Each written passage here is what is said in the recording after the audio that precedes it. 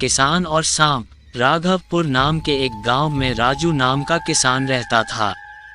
राजू किसान के पास एक छोटा सा खेत भी था, लेकिन उनमें ज़्यादा पैदावार नहीं होती थी। एक दिन की बात है, राजू किसान अपने खेत में एक पेड़ के नीचे सोया हुआ था। जैसे ही किसान की आंख खुली, उसने देखा कि एक सांप अपना फन फैलाए बैठा हुआ है, लेकिन उस सांप ने किसान को कोई नुकसान नहीं पहुंचाया। राजू को एहसास हुआ कि यह कोई साधारण सांप नहीं है, बल्कि कोई देवता है। राजू ने निर्णय लिया कि वह आज से इस सांप देवता की पूजा करेगा। राजू किसान उठा और कहीं से जाकर दूध ले आया। उसने मिट्टी के बर्तन में उस सांप को दूध पिलाया। दूध पिलाते समय राजू किसान ने सांप से क्षमा मांगते हुए कहा कि हे देव, मुझे माफ कर दीजिए, मैं इससे ज्यादा आपकी सेवा नहीं कर सकता, क्योंकि मैं एक गरीब किसान हूँ। बहुत मुश्किल से अपने परिवार का पेट भर पा रहा हूँ, अपनी कृपा मुझ पर बनाए रखना। ऐसा कहकर राजू किसान अपने घर वापस आ गया। अगले दिन जब वह अपने खेत पहुंचा, तो उसने देखा कि जिस बर्तन में उसने कल सांप को दूध पिलाया था, उसमें एक सोने का सिक्का पड़ा हुआ है। किसान ने वो सिक्का उठा लिया। अब किसान रोज सांप की पूजा कर दूध पिलाने लगा और सांप रोज उसे एक सोने का सिक्का देने लगा। धीरे धीरे राजू किसान की गरीबी दूर हो गई।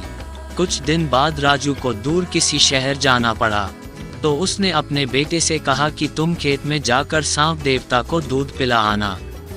अपने पिता की आज्ञा से राजू किसान का बेटा खेत में गया और सांप के बर्तन में दूध रख आया। अगली सुबह जब वह सांप को दूध पिलाने गया, तो उसने देखा कि वहां सोने का एक सिक्का रखा हुआ है। किसान के बेटे ने वो सोने का सिक्का उठा लिया और मन ही मन सोचने लगा कि जरूर इस सांप के बिल में सोने का भंडार छुपा है।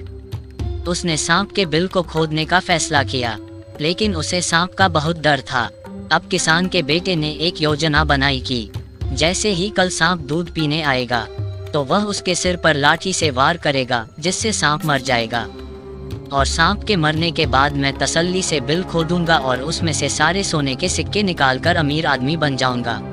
किसान के लड़के ने अपनी योजनानुसार अगले दिन ऐसा ही किया, लेकिन जैसे ही उसने सांप के सिर पर लाठी मारी, तो वो सांप मरा नहीं बल्कि गुस्से से भर उठा, और सांप ने क्रोध में लड़के के पैर में अपने विष भरे दांतों से काटा और लड़के की उसी समय मौत हो गई।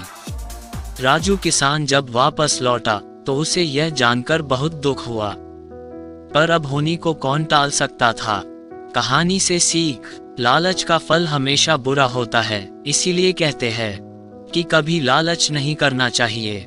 हमारे पास जो भी हमें उसी से संतोष करना चाहिए और हमेशा परिश्रम करते रहना चाहिए।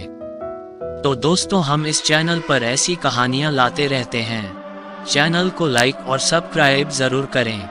धन्यवाद।